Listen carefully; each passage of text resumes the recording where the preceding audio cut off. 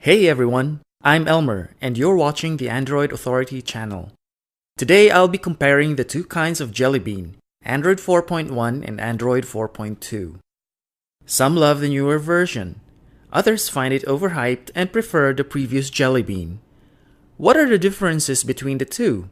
Is one actually much better than the other? Watch this comparison and find out. Let's begin by talking about the interface. The very first screen that greets you after booting up your Android phone or tablet is its lock screen. Android 4.1's lock screen has a modern and sophisticated look. Android 4.2's lock screen is essentially the same, with some cosmetic changes to the digital clock, which now looks slimmer and has moved to the middle. The hour is now set in bold, and the date timeline has turned to all uppercase. The lock icon is still down here, and it still looks the same as in the earlier Jelly Bean. In Android 4.1, you'll slide this lock icon to the icons in the outer ring to either unlock the phone, launch Google Now, or launch the camera. In Android 4.2, only the unlock icon is present on the outer ring. To unlock the device, just slide the lock icon to the outer ring. But how do you launch Google Now or the camera? Google Now has its own lock screen icon in Android 4.2, a dotted circle right here in the center of the navigation bar. Just slide it upwards to launch Google Now. It's one of the new things on the Android 4.2 lock screen. As for launching the camera from the lock screen, pull the right screen edge towards the center. This is one of the big changes in the Android 4.2 lock screen. In fact, the edges of the Android 4.2 lock screen are now functional. The top edge, of course, is for the status bar and notification shade. The bottom edge is for Google Now. Right edge is for camera launching, and left edge is for viewing the other lock screen widgets. Lock screen widgets are also new in Android 4.2. In Android 4.1, you get only one lock screen, but in Android 4.2, you get multiple. You can place widgets on the lock screen so you can view content such as email, SMS, calendar events, and more without having to unlock your phone. Also, Android 4.2 for tablets supports multiple users. These icons here stand for the user profiles available on this tablet. Before unlocking the tablet, you'll need to choose which user profile to load. Navigation is exactly the same in Android 4.1 and Android 4.2. Both versions still use the same virtual back, home, and recent apps buttons. The Android 4.2 home screen is practically a carryover from Android 4.1, with only minor differences, such as the arrangement of default app shortcuts or folders, and a redesigned analog clock on the main home screen. The notification shade is still around, but in Android 4.2, it has a new partner for quick settings. You can now access frequently used settings by simply pulling down the quick settings menu from the status bar. The stock keyboard in Android 4.1 is an excellent keyboard. It's easy to use and it has a lot of useful features such as voice-to-text, multilingual support, next word prediction, autocorrection, and more. The stock Android keyboard has become more amazing in Android 4.2, especially with the introduction of gesture typing. This works like swipe. Just slide your finger across the keyboard. No more tapping. Android 4.1 has features that make it a more accessible mobile operating system, including TalkBack, text-to-speech output, large text, and the like. You'll still find these features in Android 4.2. Plus, a few new accessibility options have been added, including magnification gestures, which lets you magnify the display. Explore by Touch for touch navigation coupled with voice feedback, and Accessibility Shortcut for quickly toggling the accessibility features with a button and touch combo. Let's now shift our attention to the communication features in both Jelly Bean versions. Both Jelly Bean versions use the People app for managing and organizing contacts. Not much has changed here, save for the app version number. Similarly, both Jelly Bean versions use the same stock Android phone app. So you'll still get 3 tabs here for the dialer, call logs, and people. Android 4.2, however, offers a better call logs list because you can now filter your call logs. The messaging app handles composition, sending, receiving, and managing SMS and MMS messages. Android 4.2's messaging app works essentially in the same way as Android 4.1's. But the newer Android includes a cell broadcast option, which lets you receive important alerts about emergencies and threats to life and property. Gmail is still the reigning default email client in both Android versions, But for those who don't want to use Gmail or Gmail app, the stock email app is also available. The email app in both Android versions supports POP3, IMAP, and Exchange protocols. The app drawer is exactly alike in both versions of Jelly Bean. Not much has changed here either. The app icons are still arranged on a grid, and you still get separate tabs for apps and widgets. Apps and widgets management hasn't changed much in Android 4.2. Installing and removing apps is still very much like in Android 4.1. The Google Play Store, of course, is still the primary and preferred source of apps. You'll still need to grant permissions to apps that you want to install. And of course, you can still install apps that you got from other sources other than the Play Store. Among the changes I noticed is the absence of the Latitude app in Android 4.2.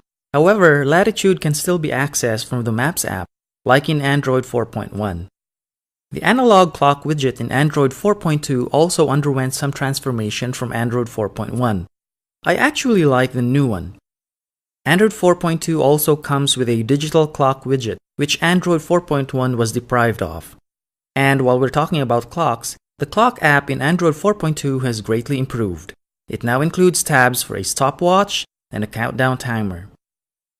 I also noticed some improvement in the app info screen in Android 4.1. Although the app info page remains essentially similar to that in Android 4.1, I appreciate the improvement in the list of app permissions. I find the new permissions list easier to understand than the one in Android 4.1.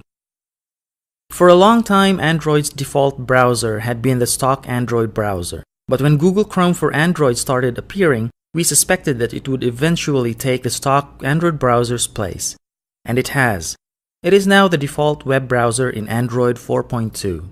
Though the Chrome takeover will not come as a big surprise among tablet users, Chrome has been the default web browser on tablets starting with Android 4.1. It is actually the default browser on the Nexus 7 running Android 4.1. Search is handled by Google Now by default in both Android 4.1 and 4.2. It brings together into just one app several of Google's search services, such as Voice Search, Google Goggles, Web Search, videos, and more. Launch Google Now from the home screen by tapping the Google search bar or from anywhere by swiping the home button upwards. Accessing Google Now from the lock screen, however, differs in the two Androids. In Android 4.1, you do it this way. In Android 4.2, you swipe the Google Now icon upwards like this. Among the several differences between Android 4.1 and 4.2, the changes in the camera app are among the most observable. For one, lock screen access to the camera has changed a lot. In Android 4.1, it's like this. But in Android 4.2, it's like this. The new camera user interface also looks different. In fact, I find the Android 4.2 camera more appealing and less cluttered.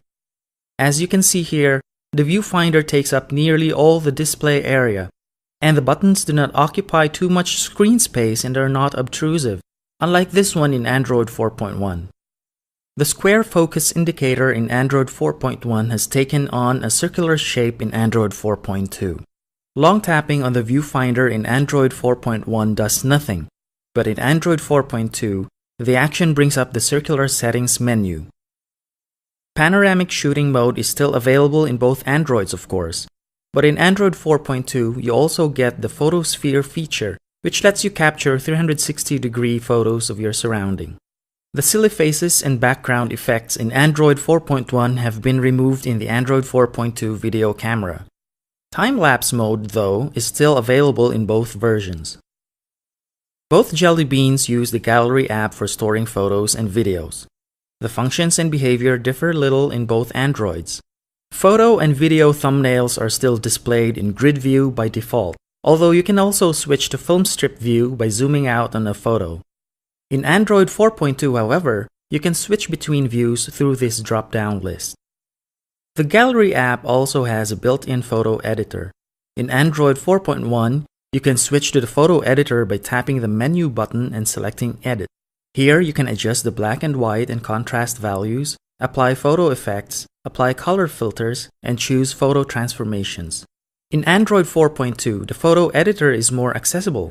Just tap on its icon at the corner of the screen. The new photo editor offers more features. Here, you can apply new filters and effects, custom frames, photo transformation options, and adjust image color and contrast values. The new Gallery app in Android 4.2 also includes a built-in video trimmer. There's no trimmer in Android 4.1's Gallery app.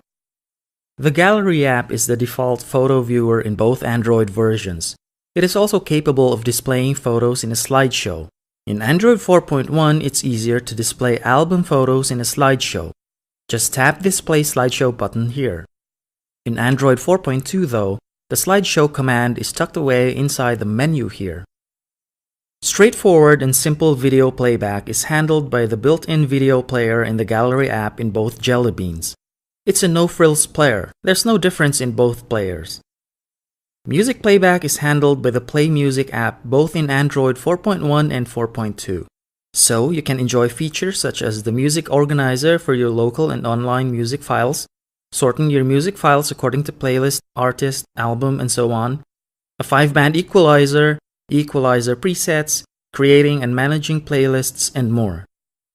The Play Music app can play music in the background even if you navigate to other screens. And if that happens, music control buttons appear on the notification shade and lock screen.